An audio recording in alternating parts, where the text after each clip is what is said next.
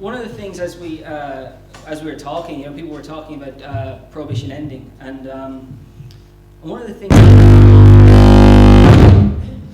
my mind as we were as it was talking was not just that that'll be a gradual progression, but it'll be really, really fragile. It's at any moment it can backtrack again.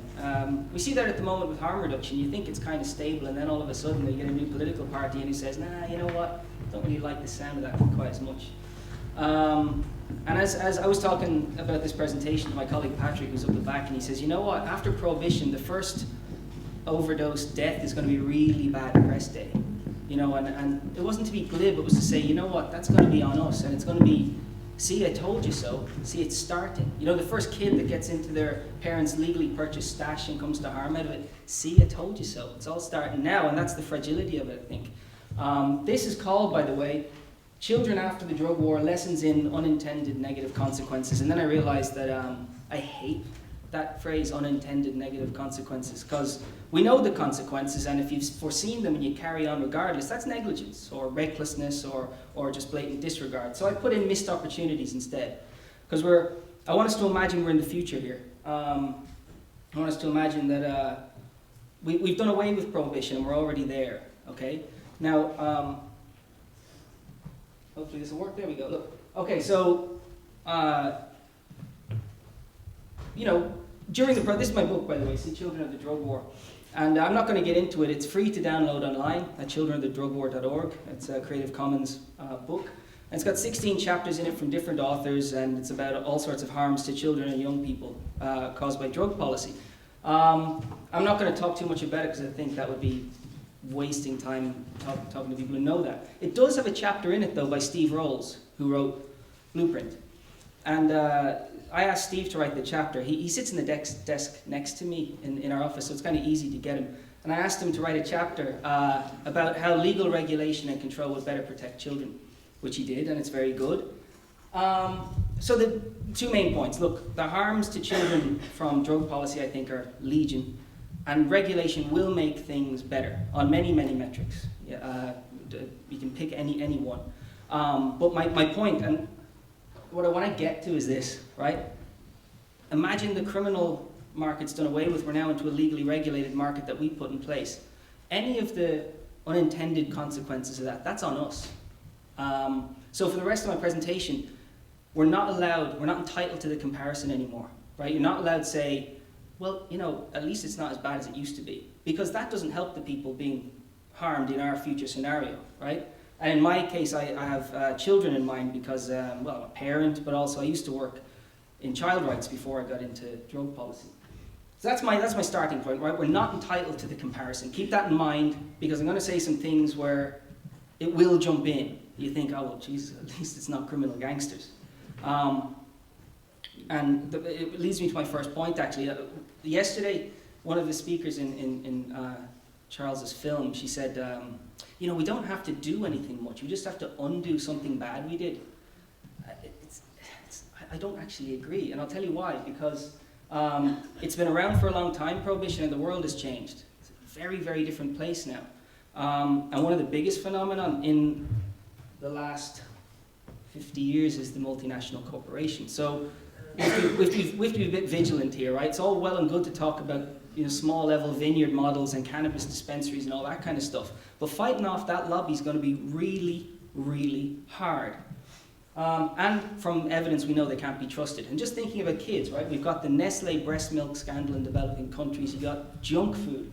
You got pouring Ritalin into children that don't need it. You got Alka-Pops and the grotesque marketing of alcohol in developing countries. And of course, we got the biggie, we got cigarettes. That last little photo there, it's an article in Tobacco Control about British American tobacco on Facebook. One of their little ways of getting around advertising. Now, that's all difficult to manage. Again, the opportunity there is that with corporations, there are levers you can bring to bear that you can't on criminal gangsters, and that's one of the benefits. But like I said, ignore the comparison. We need to actually bring those things to bear, and that's going to have to start being thought through right now. It gets alluded to in Blueprint. We have to deal with advertising. We have to deal with this. Right, but we need to see a little bit more detail if, when these harms start to be on us, we can say, look, even if we use the word due diligence, look, we're doing our best, right? There's going to be some fallout and we're going to try and mitigate it.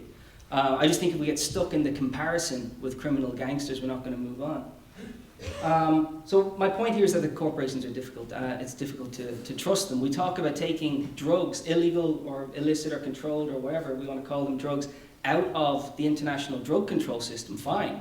I'm not sure I want them under the auspices of the World Trade Organization either. And with that in mind, what you see, I mean, the corporation itself, there's an interesting quote here. Let me see this. I'll read this one. This activity is flexible and opportunistic, naturally exploiting the most vulnerable workforce and seeking out locations where it can operate with minimum cost and interference. Sounds like a corporation to me, right? That's Steve Rose talking about criminal gangsters in the drug market. These two photographs are not related to drugs, but they are fables in negatives. The first one is about water privatization in a place called, well, two places in South Africa, Fiery and Orange Farm. And the reason I bring it up is because a British company, Northumbrian Water, owned 51% of the water management company in Johannesburg. Now what they did was they imposed water limiting devices that made people prepay for their water. And that happens in developing countries, but what's interesting, of course, is that it's illegal to do that here.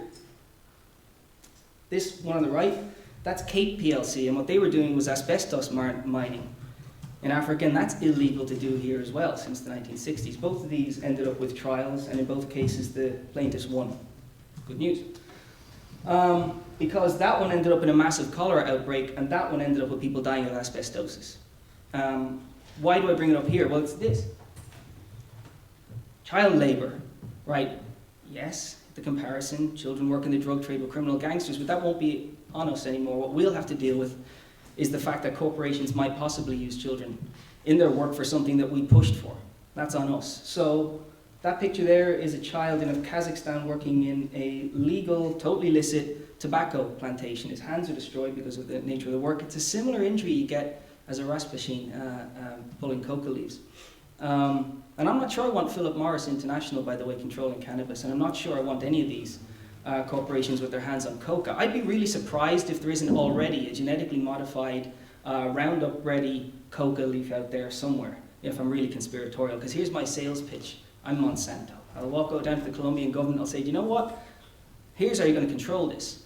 I'm going to spray the crap out of everything with this chemical, but I've made a plant that can resist it, you can control it, and we can sell it. And I don't think that's any less offensive to the indigenous people and the campesinos who are currently worried with the criminal gangsters. But we do have child labour standards now. This brings us back to that point about international law. International Labour Organization Convention 182 on the worst forms of child labour should protect children from that and from any involvement in remaining criminal activities if they're going to be exploited in that way. So we need to be able to foresee that and bring it to bear now. There's a big difference between a 16-year-old as a part-time lounge boy like we all did in Dublin, and one of these kids working in a plantation because they don't go to school, and they work too long hours and so on and so forth, and they work with chemicals they shouldn't be anywhere near. Bear in mind though, that, Human Rights Watch did this report in Kazakhstan. It's called Hellish Work, well worth a read. Well, the response from Philip Morris International was really positive. They don't want this. It's bad PR, right? So the avenue is there, the opportunity is there to fix that. You can't do that with criminal gangsters, so that's, back to my comparison. My other thing is this. After the war on drugs, children will still use drugs. And it's not going to get any less controversial, no matter how many consenting adults are doing what they want to do. That thing there is not a movie. I did a poster for a conference a while ago, because I think conference posters are a bit daft. I did this instead about how the UN Convention on the Rights of the Child demands harm reduction for young people. Again, international law is useful. It won't get any less controversial, and they're going to keep doing it. And one of my problems with current arguments around regulation is that it's kind of sidestepped. Oh, well, of course we'll put an age limit on it. You can't buy this stuff if you're under 18. It's like, yeah, fine, but they'll still get their hands on it, right? And it might be safer, and they might buy it from a safer place or get it from an adult walking into a place like I used to when we wanted booze when we were 14. But again, there might be side effects, and that's on us. And even in lobbying to get to a post-prohibition world, I worry about a few things. One of them is trade-offs. How to describe this? It's like saying things like, oh, well, you know what? Let's just get towards regulation, but yeah, we'll put that age limit on. Or you see it with harm reduction programs now. Look, just give us our program. And they say, well, fine, but if you're under 21, you're not getting in. It's like, okay. We can't allow that to happen because we need to be able to foresee the other laws that need to be amended, right? We heard earlier about the Misuse of Drugs Act. In lots of countries, you've got your Central Narcotics Act, but then you've got other ones, child protection laws that might need to be amended, for example. You've got what are called aiding and abetting laws or encouragement laws. So one of the trade-offs, we'll say, I'll tell you what, let's decriminalize, but if you encourage a child to use drugs, we're really going to slam down on you, and there's a real danger that we'll say, yeah, okay, we'll accept that. But they're probably going to get their first drugs from their peers and friends. And what you're going to do is discourage harm reduction programs from serving young people because they're accused of promoting drug use. That carries a 7 to 12-year sentence in the Ukraine, by the way, encouraging a child to use drugs. And of course, harm reduction workers go, I'm sorry, you're just going to have to inject in that dirty alley over there because I can't go anywhere near you. Bad outcome, that's on us. So that leads me to working now with the big controversy in our field in harm reduction, which is harm reduction for young people. Really, really hard to get this through. I saw a headline the other day, they're giving crack pipes to kids in Vancouver. It's like, no, your headline is, kids are smoking crack in Vancouver. It's like, there's a real misunderstanding about harm reduction for adults, never mind for young people. And what I see around age on this, by the way, is age should be an issue of risk and threshold of intervention, not an issue of exclusion. It's a clinical decision in consultation with the young person, and if you put an age on it, you just destroy everybody's ability to make the right decisions. Both of those points bring me to something else, and the issue I talked about double standards or looking for the weakest place, which is the operation of regulatory models there. That's our planet. And a lot of what we read is very US, very UK. I'm not being a cultural relativist here, I'm just saying that if you go to most of these places, the infrastructure is not there to put that stuff in place. It's not there now. And again, remember, I'm not allowing the comparison. But I'm just saying we can put all the regulatory controls in we like, and it won't operate in some of these places. So what do we do about it? That's very difficult. And it brings me back to the multinationals who are going to find some of these places, most of which are far more populous than where we live, as the markets they're going to go to if they get their hands on this stuff.